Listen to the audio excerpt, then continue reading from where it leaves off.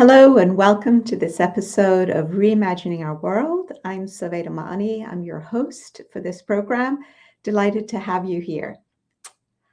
So, I believe that we, the people, need to educate ourselves and have lots of conversations, consultations, brainstorming events to explore how we can create a better world. As we have these conversations, we'll also be preparing ourselves, albeit unwittingly, but maybe we can do this intentionally, to elect fit leaders who are capable of meeting the needs and challenges of our world today. And to take the kind of action that the former foreign minister of France, this is in the 1950s, Robert Schuman, referred to in his famous comment when he said, sorry, I'm trying to find there we go. World peace cannot be safeguarded without the making of creative efforts proportionate to the dangers which threaten it. So, creative efforts that are proportionate to the dangers which threaten it. And while it's important for us to make creative efforts, I also believe that as humans, we tend to fear taking big leaps all at once. It's therefore a good idea to think about incremental steps that we can take. And this is certainly something that would be advisable if we're to figure out what we can do to solve the myriad global challenges before us. Now, I've believed for a number of years now, and I've been talking about this and writing about this for a long time, that we should pursue a particular course of action that would give us the biggest bang for our buck, so to speak, and would take us a long way to solving a triad of global crises. Three major dangers that the world faces. So remember, Robert Schuman says we need to make creative efforts that are proportionate to the dangers we face. So what is this triad of interrelated global threats? As you will see here on this caption, the equitable distribution of energy, climate change, and nuclear proliferation are the three major global challenges that I believe are intimately interrelated, as we'll see in a second here, and therefore a solution to them needs to take account all three of them. So let's look a little bit at the first one, the equitable distribution of energy. I think we're all becoming, as a result of the conflict in Ukraine, very familiar with the idea that all nations need to have equitable and fair access to the correct amounts of energy that they need to sustain themselves and at reasonable prices. It's definitely a challenge that's plaguing us today. And what we're seeing is the complete opposite of anything that's equitable, a system that's equitable. In fact, we're seeing that we've got groups of energy-rich countries who are acting with impunity to hold other countries hostage. In other words, they're saying to countries who don't happen to sit on barrels of oil and gas or whatever other forms of energy they need, tough luck, we've got you over the barrel and you now need to comply with our demands or else we will deprive you. It's as simple as that. And they fail to recognize the reality of our interconnectedness and the fact that their behavior is going to impact not only other nations, but themselves. Consequently, we're already seeing that the world economy has taken a massive body blow and is reeling from the effects of this behavior, as is evident by rapidly rising inflation and the high costs of energy and other things, food and so on, and commodities. And it's clear that the world is sinking into a global recession. And we've also seen in the mix that the system again is broken because of the action that we've seen just in this month of October with the OPEC plus, the oil cartels, deciding to restrict output just as nations are going into winter in Europe and need more access to energy. And they're doing it with the sole purpose of keeping energy prices high. So the behavior is based on self-interest of certain nations and expediency rather than the collective good. So that's the first major challenge that we're facing. The second challenge is climate change. It's yet another crisis. And unfortunately, because we've become so focused on nations scrambling basically to satisfy their energy needs for the upcoming winter season, especially in, as I say, in Western Europe, we have lost focus. We've become distracted from the need to figure out how we can very quickly reduce our reliance on these very fossil fuels that we're worrying about getting access to, and to reduce our reliance on them to zero, because we absolutely need to do that in order to avoid the worst impacts of climate change that we have covered in previous sessions of this program. So if you want to learn more about those, feel free to go and scroll through the YouTube channel to see, to get more details on that. And so we've got this other problem of climate change. Now, beyond this, energy experts also agree that as we transition in this period of transition between reliance of fossil fuels and the move to relying completely on renewable clean energy, during this transitional period, nuclear energy has got to be in the mix. We simply can't survive without it, because we are unfortunately not at the point yet where we can completely substitute clean energy, renewable energy for fossil fuels. So during this period of transition, we need to have nuclear energy in the mix. But this brings us to our third global challenge, which is the fear and the reality of nuclear proliferation and the threat of nuclear conflict. Now, the threat of nuclear conflict has already gone up with the war in Ukraine and with the saber rattling that's been going on, that, we might use our nuclear weapons and we mean it, we're not bluffing here. So the fears and anxieties around the use of nuclear weapons has gone up again. It's at the highest pitch it's been since the Cuban Missile Crisis, according to the experts.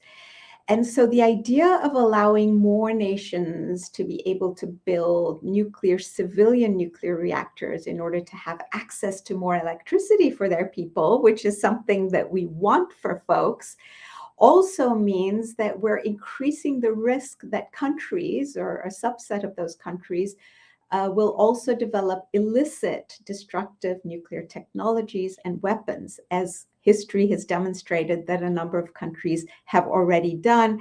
And we're already finding ourselves as an international community in a pickle with those countries like North Korea and Iran's continued efforts to gain nuclear weapons, according to, again, the international agency that is monitoring this stuff.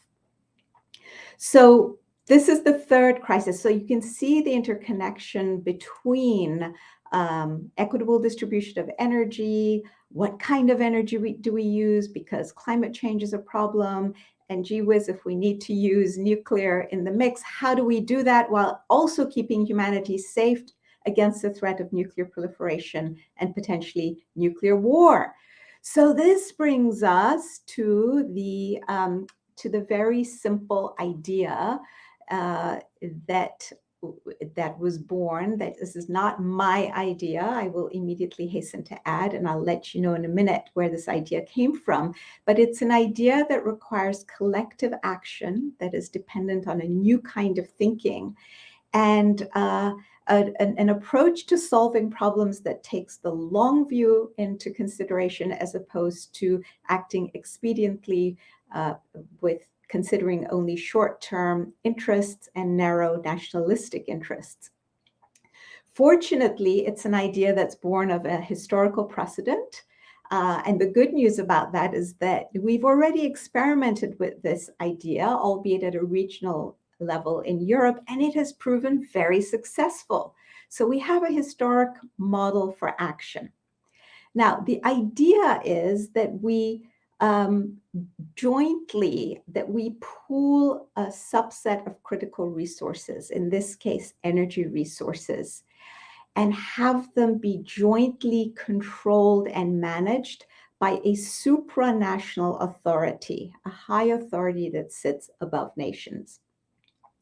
Now, this idea was proposed by Jean Monnet, who's considered the father of the European Union, and it was based on his deep belief about the need for the common management of common problems, and his understanding and belief again that humanity was at a stage, and Europe was definitely at a stage in the aftermath of the Second World War, where its interests were fused. And so we needed to be considering collective interests as opposed to this game that we play in international relations, which is this constant seesaw game of attempting to maintain an equilibrium of national interests.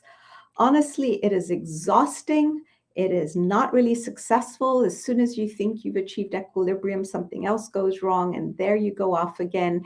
And you're constantly trying to deal with bilateral, trilateral, 4 nations, 5 nations, occasionally multilateral relations, but without binding agreements. So people pull out and the whole thing goes into seesaw mode again.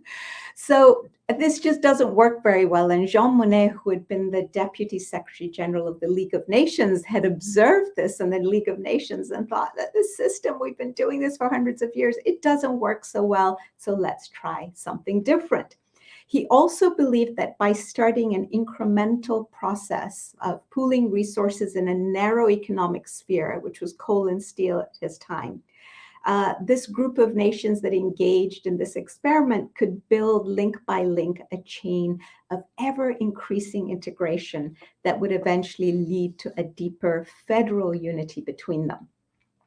So his idea revolved around pooling coal and steel, which were the 2 most critical resources necessary for rebuilding and reconstructing Europe after the devastation it had suffered as a result of the Second World War. And today, the resources that are akin to the coal and steel in those days are oil, gas, and nuclear energy. Basically energy resources that all the world needs, that we need to figure out how to manage together as a collective whole, while taking into account all of the things that we need, including to resolve the climate change issue and to make sure that we don't, in our quest to ensure clean energy transition, that we don't increase the risks of a nuclear proliferation. Now, there is much that we can learn from Monnet's proposal. It's interestingly, this whole idea of a supranational authority included that there be a customs union and a common market in which this high authority would ensure the supply, today it would be of coal, gas, and nuclear energy, on equal terms to participating nations. The high authority would be transparent. It would collect information about how much of these resources each nation needed and how much was being used and what the production levels were, so that you could meet everybody's needs on reasonable terms at reasonable prices. And you could ramp up or reduce production in accordance with needs, not just to make money and increase profits. That there should be a built-in transparency that we've just talked about, and adequate proper representation of different countries. It required putting aside nationalistic interests and advancing collective interests. So for example, the high authority functioned as a college for the purposes of decision-making. So there was no requirement of unanimity like we have, with the veto on the Security Council, where one of the P5 permanent 5 members can veto a decision. Decisions were to be taken by majority once a quorum of half, the presence of half the members had been met. There was also to be autonomy in decision-making. So the representatives were not to seek or accept instructions from their national governments. They were there to act for the common good. it's just phenomenal that this man had this vision back in the 1940s and 50s. He also wanted to ensure financial independence for this institution, because we all know that when nations contribute to, say, the United Nations or any one of these quote unquote international organizations, as opposed to supranational organizations, they feel they have more say then in how things are done and in the decisions that are made. Again, Jean Monnet had seen this with the League of Nations, and he didn't want to replicate that. So it was completely independently funded by imposing a 1% levy on the production, the value of the goods, the coal and steel produced. The decisions of the high authority should have binding effect on all nations and should be enforceable inside nations. So you don't have this lame duck institution that spouts out resolutions the way our UN General Assembly does these days, without those decisions being binding. So the decisions would have direct effect inside all the member countries. In other words, you didn't have to pass independent legislation to make them effective. They would automatically have the same effect as national legislation. The high authority had the power to penalize enterprises that didn't follow the rules. It could use the courts of the nation states and their legal systems to enforce these rules, which was just so far-sighted. Talk about creative efforts proportionate to the dangers. This is what we need today. We need such a high authority that is capable of making decisions that are binding on all nations, that we can use their own state courts to implement. And the high authority could suspend payments due to nations if they failed to comply. So it really had teeth. And in addition, it also had its own court of justice, whose judgments were binding on all the member nations. Now, one of the So this is the idea, like pooling our oil, gas, and nuclear energy resources in the hands of a global supranational authority. Now, people sometimes ask me, isn't this the same as having a cartel? Isn't this just another form of cartel? And it's a really important and good question. I'm going to go ahead and anticipate that question. And just very simply answer by saying, no, it is nothing like a cartel. So cartels, as we've seen with the recent decision of the OPEC Plus, seek to restrain output with the goal of increasing profits for themselves. The high authority's goal would be to increase productivity. The goal is to meet the needs of member nations, not to make profits. Cartels tend to have their deals made in secret. The high authority, by contrast, is transparent and publishes both demand and supply information and encourages open agreements. So again, transparency.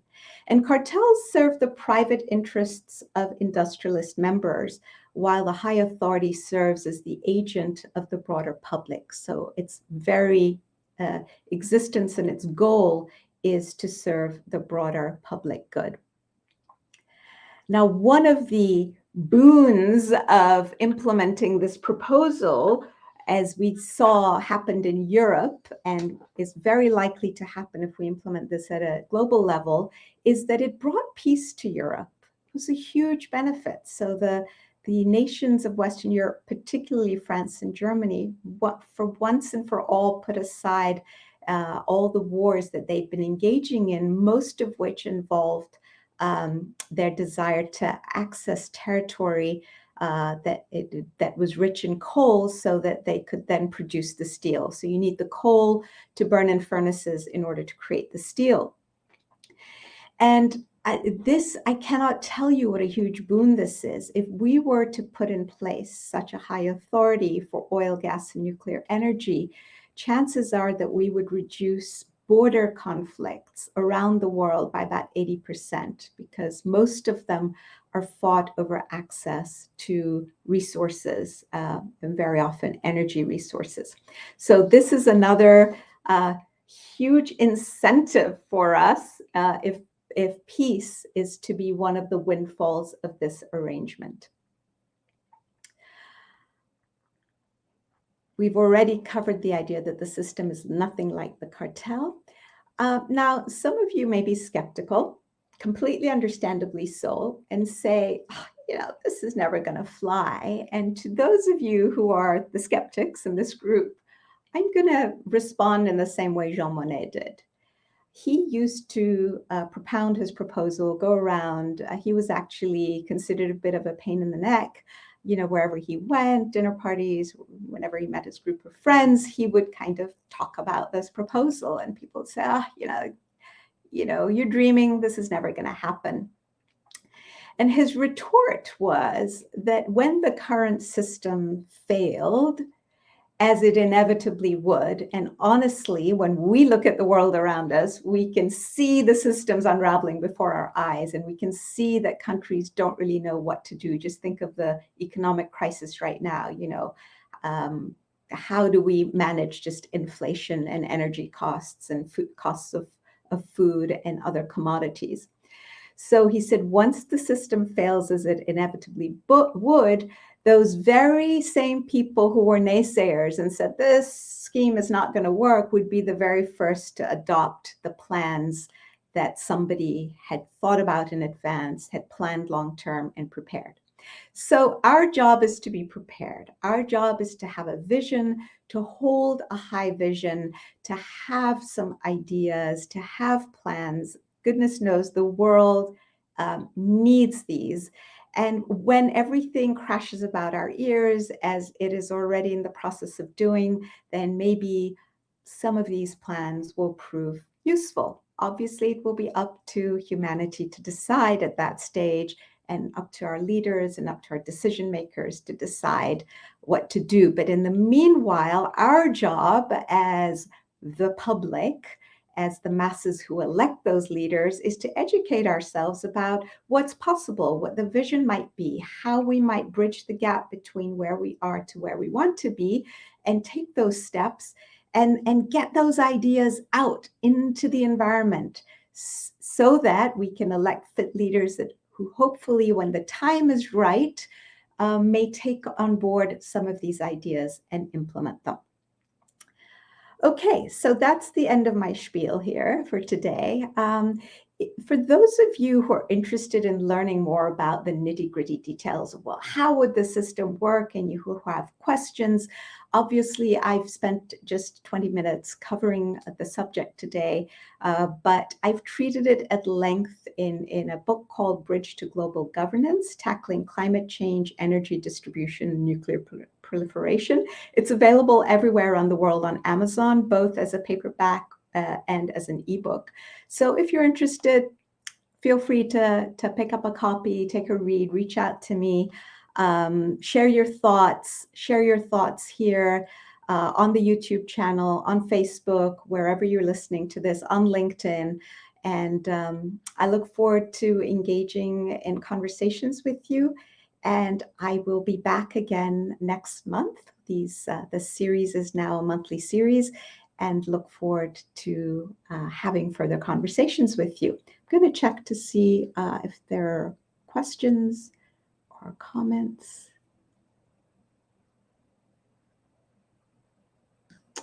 So I'm just going to put this up here. Collective action in the long view, two huge challenges. But indeed, Jean Monnet's EU plans did come into fruition, and those who leave, e.g. the UK, see how much worse off they are by going their separate ways. Yes, there's some very interesting articles in the media in light of what the UK is especially going through now with the new government and the economic proposals that apparently proved disastrous, and commenting on the fact that this is a compounding effect of several decisions that were made, including Brexit, and that we're now paying the piper for these decisions. So again, long-term thinking is so key.